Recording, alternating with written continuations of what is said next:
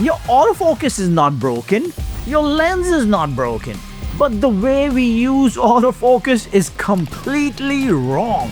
And it's costing us images every single time. I have lost sensation in my fingers, my cheeks, my nose. Frostbite from thousands of hours in weather most photographers refuse to photograph in.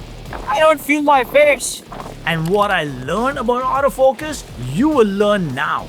Meaning you never ever come home empty-handed. Only sharp photographs.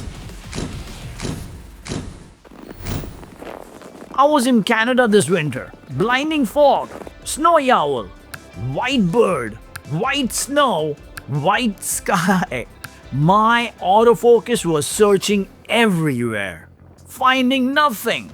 The owl was right there, I could see it, but my camera could not see it at all. That is the problem.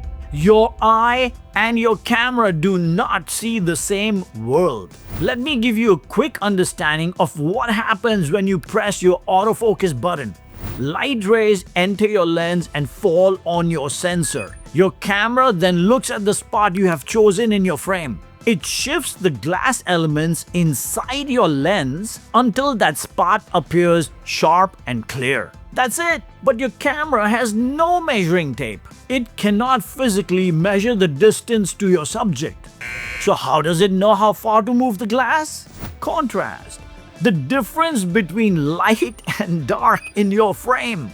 That contrast tells the camera which direction to move the glass and by how much until the image snaps into focus. No contrast, the glass elements do not know which way to move. They hunt, they search, and eventually they give up.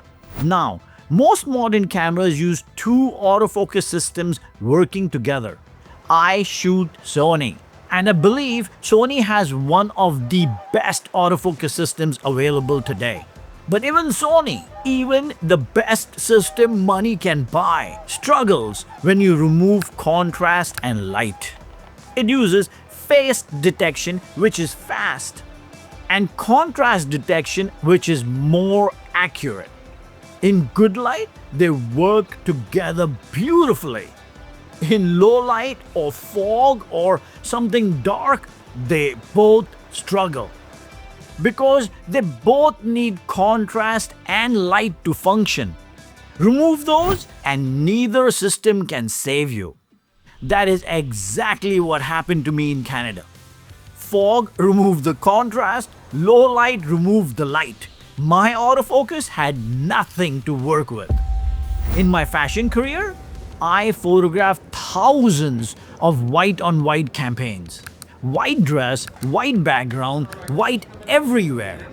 Zero contrast. Same problem. But in the studio, I could fix it immediately. I made my lights brighter. I added contrast artificially.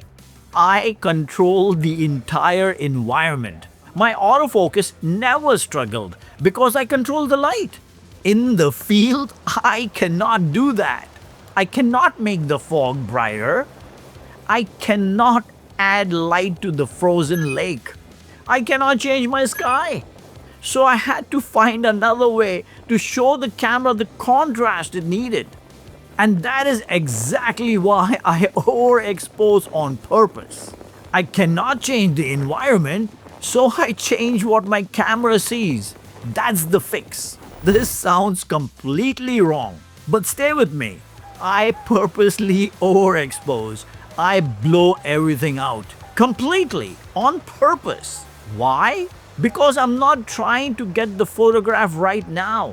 I am just trying to show my camera where my subject is so my camera can see. When I increase my exposure dramatically, more light hits the sensor. Contrast appears, and suddenly my camera can find something to lock onto. The moment it locks, the moment I can see my camera has found my subject, I pump my back button focus like a madman. I confirm that lock over and over again. Then I bring my exposure back to where it needs to be. Now I'm shooting with the right exposure with a confirmed focus lock. This one technique alone has saved entire trips for me. And here is something else that matters in low light. When your shutter speed drops, and in low light, it will drop, I promise you. Camera shakes become your second enemy. I shoot on Gitso tripod with a Skettler fluid head. Not because I have to, because in conditions like Canada, frozen ice, blinding fog, and frozen shaky hands, I cannot afford to lose a sharp image to vibration. That autofocus got me the lock. The Gitso and Skettler keep it sharp. Alright, so here's another scenario. What if your subject is not there yet? What if you're waiting for a bird to land? Or an animal to appear in a specific spot? This is where everything gets interesting. And this is something I have never heard anyone speak about. Maybe because it sounds crazy. But here it is. I switch to manual focus. I pick a spot in my frame, a branch, a rock, or a patch of water where I believe my subject will land based on their behavior. And that only comes with tons of research and based on the experience. You have to lose before you can win. I focus on that spot manually. I lock it in. Then I put my camera down and I use my ears. Yes, you heard it right. I use my ears to focus. Wildlife makes sound, rings make sound, hooves make sound, water makes sound when something disturbs it. I listen to my subject. I judge the distance from the sound. I feel when something is close. When my instinct tell me that the subject is in the proper spot, the spot that I had pre-focused, I raise my camera and I press the shutter button. My hit rate is 1 in 100. One sharp image out of 100 frames. But 1 in 100 is infinitely better than 0 in 100. And here's the key. The more I repeat this process of 1 in 100, the more I listen, the more I feel, the more I shoot, the better those odds become. Now I have 2 in 200, 3 in 300, 4 in 400, and so on. And that's how the odds become better. Some of my finest images came from this technique. Images I could have not gotten any other way. Alright guys, here is how you combine both the techniques. Use your ears to get close where you think your subject will be. Switch to manual focus on that spot. Wait.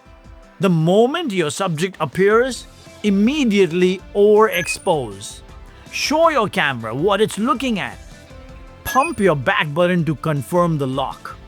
Bring your exposure back, then shoot. You are using your human instincts to complete for what your camera cannot do. Your camera is a machine. It needs light and contrast. In bad conditions, you become the intelligence for the camera. You guide it. That is the difference between a photographer who goes home in bad light and one who goes home with something nobody else could get.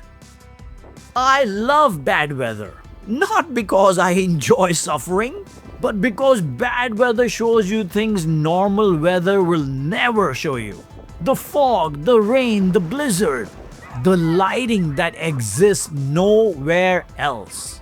I have put in thousands of hours in conditions most photographers will walk away from. I have lost sensations in my fingers, my cheeks, my nose, frostbite. I did it because I wanted to show the world images they have never seen and may never see. Images that only exist in bad weather. And after all of that, all those hours, all that cold, it breaks down to a few simple steps I have just showed you. Bad weather is not your enemy. Your autofocus system is just not built for it. But now you know how to work around it. Next time your autofocus fails or expose for that minute to show your camera what it's looking at, lock focus. Bring exposure back. Very, very important. Switch to manual focus. Use your ears. Trust your instincts. You have senses your camera does not have.